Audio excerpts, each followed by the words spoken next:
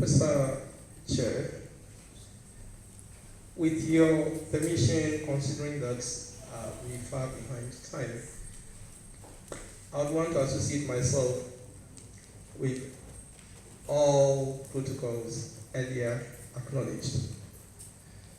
I thank the PI for granting me the opportunity to be in this hall the first time after 1998, when I saw myself in this hall for NUC's activities. Thank you very much. I must also say that I'm very pleased to be associated with this policy dialogue and for the opportunity to talk on free SHS, emerging challenges. I'm extremely happy because free SHS implementation has been an issue of great concern to me, and I have since 2017, of its inception, made contributions towards implementation. In this presentation, I would want to address three key questions. What is the place of secondary education in national development? What are the challenges associated with free SHS? And in doing this, I would want to establish the fact that free SHS is not new. The concept free, the phenomenon free, is not new. It is not a 21st century phenomenon. Then the third question would be, how do we cope with the challenges associated with the free SHS? Professor Chair, permit me to draw attention to the fact that education is a key ingredient in accelerating development in both personal and social context. No aspect of our nation's development agenda can therefore be strategically pursued without reference to education. For this matter, I'm referring to quality education. Central to the chain of education levels is secondary education, which provides the transitional bridge between basic education and tertiary education. It is at the level of senior high school that the foundations of knowledge, skills, and attitudes laid at the basic school level are sharpened and modified to fit into our national human capital development aspirations and values. The quality of students produced by our senior high schools, be it grammar or technical and vocational type, play a crucial role in determining the quality graduates produced by our tertiary education institutions. And also, it is a fact that no policy discourse on the development of knowledge, skills, and attitudes necessary for sustaining our nation's development can be considered complete without reference to what happens at the secondary school level.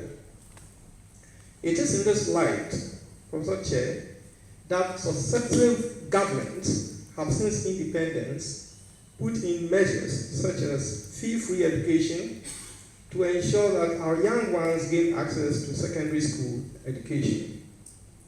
Governments of the Convention People's Party, CPP, the National Democratic Congress, NDC, and then the New Patriotic Party, MPP, have all provided free education in varied forms and implementation philosophies.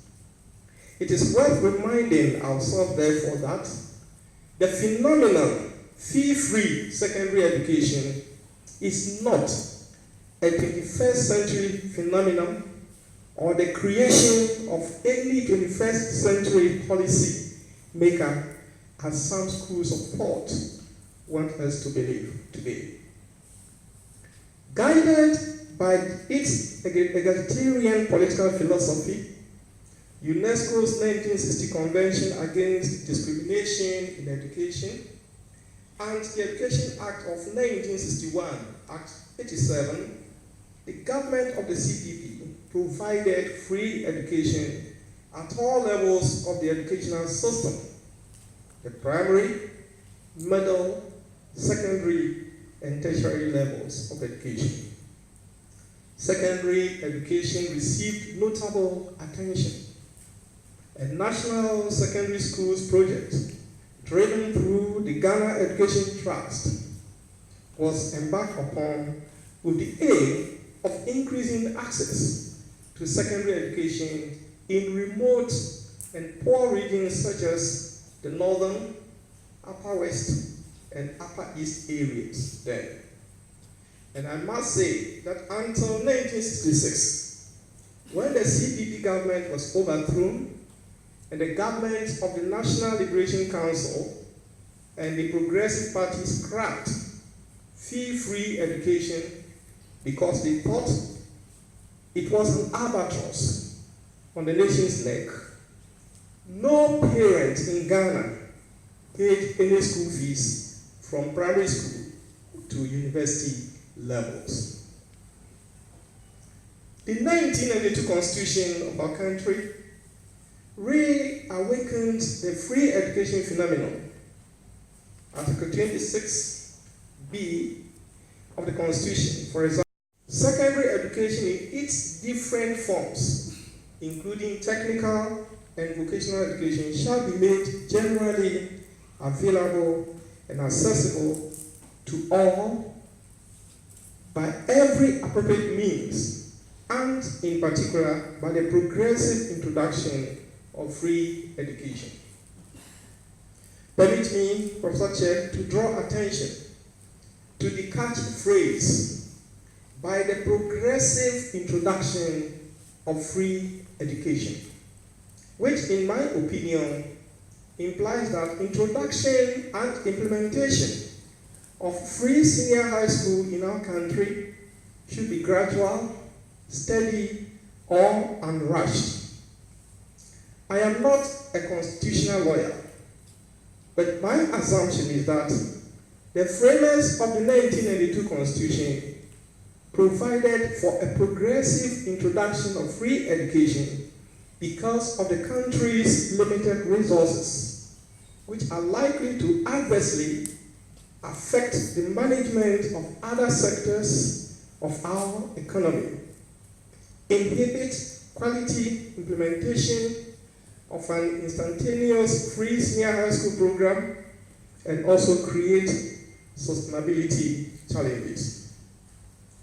In line with this constitutional provision, the NDC government, with support from the World Bank under the Secondary Education Improvement Program, SAIP, introduced a progressively fee-free SHS education in 2014. The NDC maintained the Northern Scholarship instituted by the CPP government. Through the NDC's progressively fee-free program, scholarships for needy senior high school students were provided. The NDC also invested heavily in senior high schools building projects and capacity building for mathematics, science, and ICT teachers. In September 2017, the government of the NPP decided to move beyond the constitutional mandate of progressive introduction of free senior high school education by introducing an instantaneous wholesale free SHS program as we are experiencing now. The announcement of the NPP government's model of free SHS program generated public debates which fundamentally focused on the implementation strategy. And indeed, no contributor to the debate kicked against the phenomenon of free SHS. nor denied the access expansion advantages associated with the removal of all fees and other related costs in the provision of senior high school education in the country. And I must emphasize, I have steadily followed the debates, and I found it very interesting that the focus of the debate is being shifted from the implementational focus to the question as to whether one likes free SHS or not. And my position is that the debate is not about liking or disliking free SHS. The debate is about implementing the free SHS in such a manner that will benefit those who really need it more or better. That is the debate. And we must take it from that. And so in the presentation I'm making, that is what I'm driving at. So the debate, however, there were questions of implementation concerns that remained unanswered prior to the implementation. And some of these were, how do we ensure that quality is not compromised in the wholesale implementation of the fee-free school policy?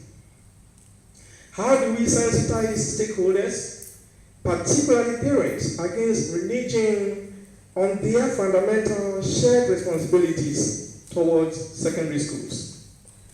How was the policy going to be funded to assure its sustainability without government reneging on its financial commitment to other sectors of the economy, such as the road sector, the health, and others?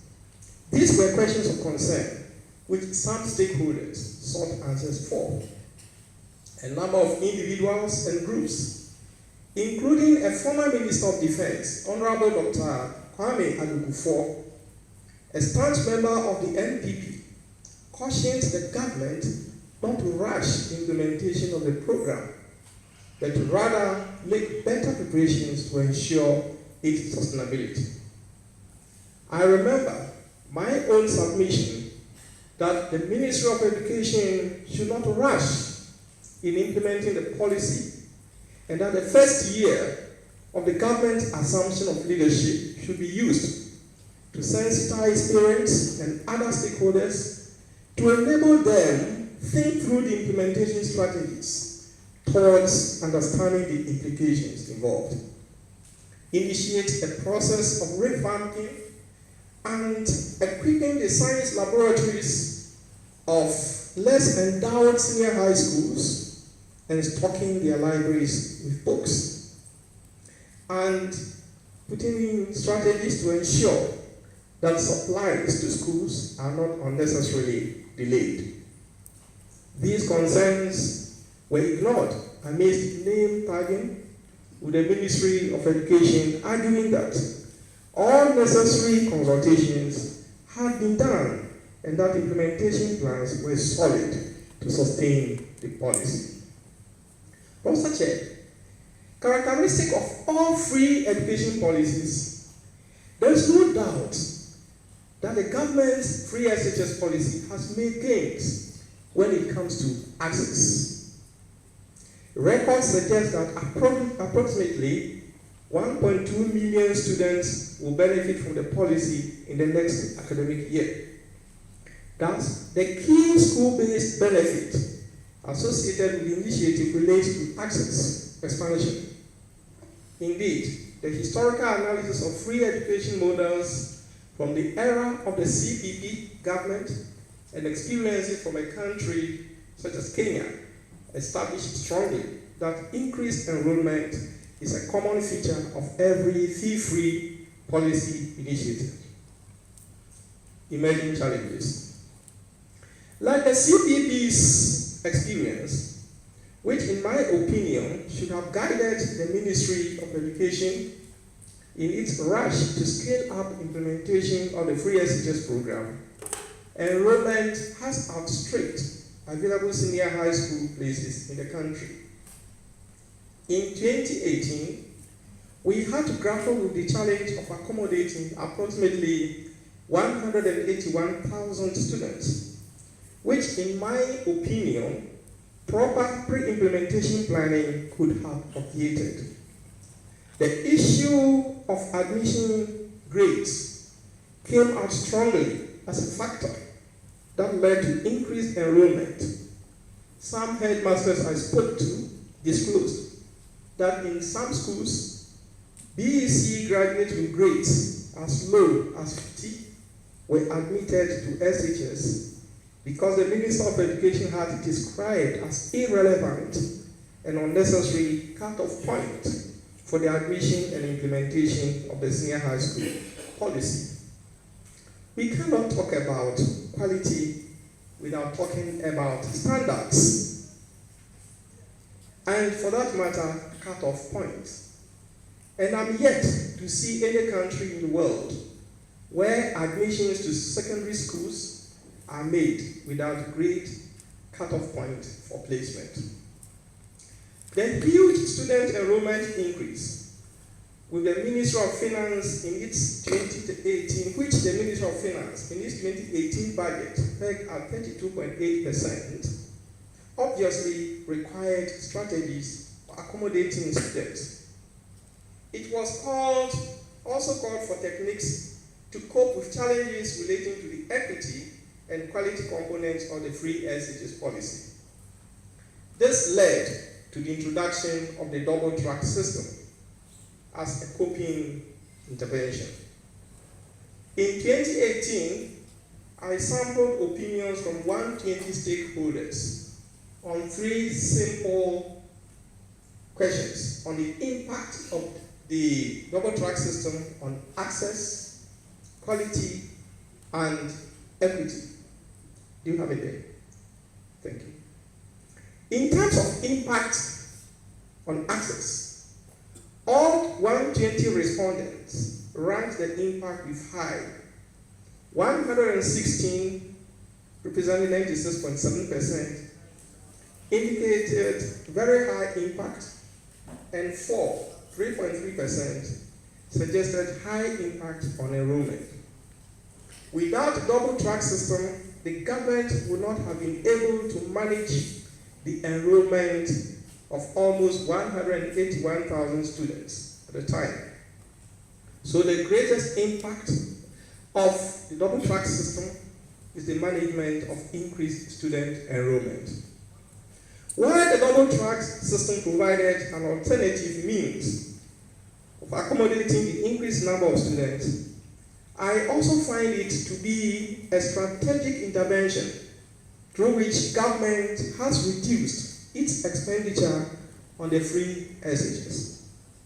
My investigation suggests that in 2018, with the double track system, the government spent approximately 323 million Ghana cedis on the free SHS. Without the double track system, the government would have required approximately 1.3 billion cedis to accommodate the increased numbers of students. With the financial benefits associated with the funding of the free SHS through the double track system, ladies and gentlemen, one should appreciate why government, despite the quality challenges associated with it, and the psychological torment experienced by some students.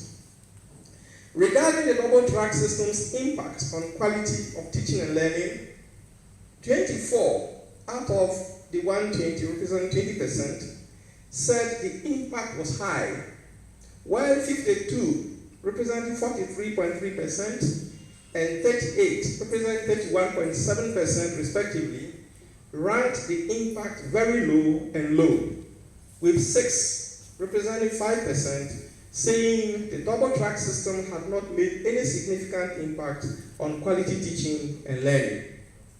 Thus, 90 out of the 120, representing 75%, ranked the impact on quality teaching low. That so far as managing challenges related to access expansion is concerned, the double track system, as I've already said, is a perfect intervention. But I cannot say same in terms of quality Indeed, in a situation where a child completes JHS in June, but had to wait till November to commence studies as a gold track student, it was obvious that unless that child comes from an endowed home where parents would easily invest in private classes, or come from an environment where well-resourced community libraries are available, the SHS entry foundation laid for the child at the JHS level was more likely to be weakened. A situation such as this may put pressure on the child as he or she tries to catch up with his or her colleagues placed under the green track. Where do we place equity in a case like this? In terms of equity, impact on equity in terms of teaching and learning, in deprived and endowed schools, 26.7% said the double track system had impacted positively on children's learning, while with some explaining that it has offered both the poor and the rich access to Class A schools, like Wesley Girls and Achimota.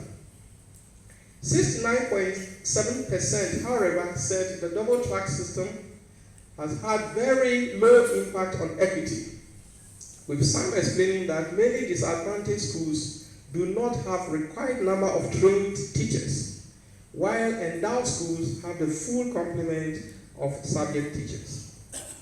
The foregoing Professor Chair suggests strongly that quality and equity, which are key components of the Sustainable Development Goal 4, SDG 4, are suffering in the current mode of implementing the free SHS policy. This must be a matter of concern to all stakeholders. For me, rejoicing over the free SHS's expansion of access to 1.2 million students alone defeats the principles underlying SDG 4, which are access, quality, and equity. Pursuing quality index free SHS should be prioritized because, as Belinda Bozzoli, a face broker, rightly observes, destroying a nation does not require the use of bombs and missiles. It only requires lowering the quality of education. Then the patients die at the hands of doctors. Buildings collapse at the hands of engineers. Money is lost at the hands of accountants. And truth is killed at the hands of judges. That is why we must prioritize quality.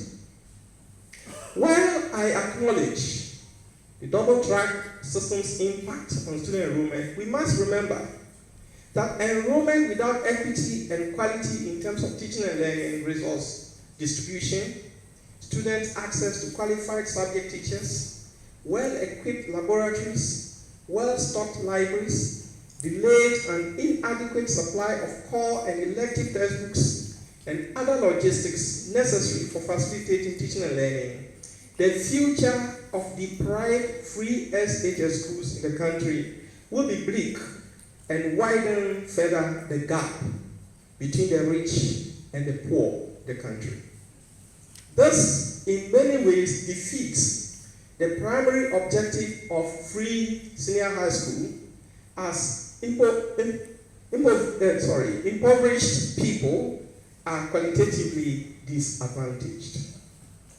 Children from rich families whose parents could cope with the cost of extra classes, which ranges between 150 Ghana cedis and 650 Ghana cedis, and provide other learning-related resources necessary for quality education, have the advantage of being prepared to occupy and monopolize the socio-economic decision-making processes in future.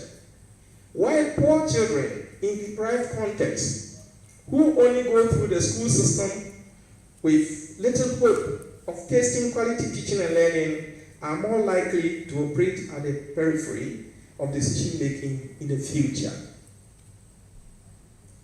I also observe, Professor Chair, that the free SHS implementation model raises a question regarding the scope of freeness as implemented by the NPP government. Contrary to the principle of no cost to parents that has characterized government's pronouncements on the free SHS policy, the implementation of the double track system has provided government an opportunity to indirectly shift some costs with the free SHS to parents. One, some capable parents of both track students I spoke to expressed discomfort with a system where their children will be home from June to November, so have been compelled to spend on private classes to sustain the knowledge level of the child. My investigation further reveals that now all applies in year one. Uniform, textbooks, notes, and exercise books are off. In this sense, parents will have to bear the cost of supplies in subsequent years when necessary. All these constitute year-on-year cost to parents and undermines the government-free SHS principle of no cost to parents. We are also still experiencing the practice of having a ward placed in day school in a different district and region. A headmaster who encountered a parent lamented as follows: the imposition of this choice comes with serious costs and moral implications, especially for girls, some as young as 13 years. A parent wept because we couldn't help. Professor Chair, as we enter the next academic year, one challenge which I anticipate at the tertiary education level is how to accommodate the increased number of applicants, not only in terms of residential facilities, but more importantly, lecture theatres, libraries, and science laboratories, which I'm sure my colleague speaker will address. How do we cope with these challenges? I have always proposed that free SHS should be limited to only those who cannot pay. Under the financial constraints facing the implementation of the free SHS, and here, let me say that if anyone tells me that funding of the free SHS doesn't pose any financial challenge, I will not believe it in any way. Because if we look at interventions that are coming up, one, for what purpose would trained teachers practicing be asked to pay to be licensed? It is because money is needed for something else. For what purpose are roads all across the country? If you go to my district, Aguna East, between Winnipeg and Swedru, the potholes, some are manholes, and others I cannot get word to describe them. Why? It is because money is needed to fund senior high school. And there are many others you can think about. So, under such circumstances, which we are experiencing across board, I think that I have no other suggestion to make than to concur with the July 2018 view expressed by the Minister of Finance, Honorable Uforiata that, quote unquote, the policy must target the vulnerable ones who lack the financial capacity and allow those with the means to pay for their children continue to pay fees. If the spirit behind the free SHS is to help poor citizens catch up with the rich in accessing quality education, then the target beneficiaries should be the poor in the society.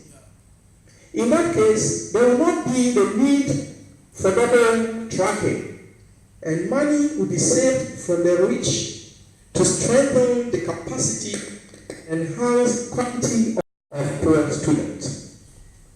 My second suggestion is that boarding schools should be exempted from the free SHS funding. Exempt boarding schools and concentrate on day schools. In my opinion, it is unfair that both students in boarding and those in day schools should benefit from free SHS at different levels of cost, when parents of both day and boarding school students pay taxes. This does not assure equity. Kenya, which has been the key reference point for government justification for the free SHS implementation, never extended free education to boarding schools. Neither did they adopt the double track system. Kenya's is a free day secondary education. Cost of boarding is borne by parents. In conclusion, Professor Chair, ladies and gentlemen, I wish to state that the double track system has been a necessary evil for mitigating the effects of the poor pre-implementation planning of the free SHS. The system has, however, made little impact on quality and equity components of the free SHS, especially in disadvantaged rural schools. In managing the limited funds available for the free SHS, we should focus more on the poor who cannot pay their children's fees, so that they will also enjoy quality. The poor also deserves better. Someone was talking to me and he made an analogy. He said, in a house, a home, where a parent and a wife have children and have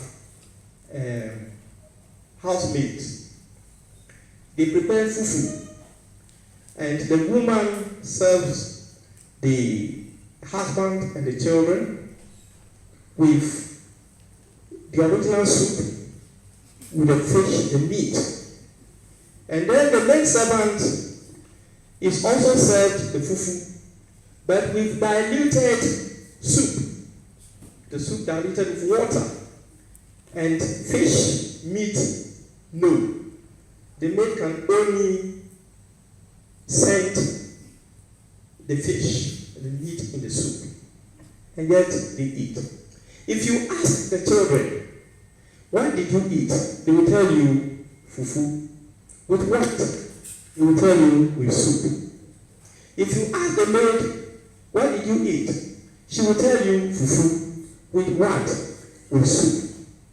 But if you want to examine their development, the growth between the maid and the children, you will come to realize that as time goes on, the children will be more developing well because of the nutrition that they had compared to the maid. But all of them ate what?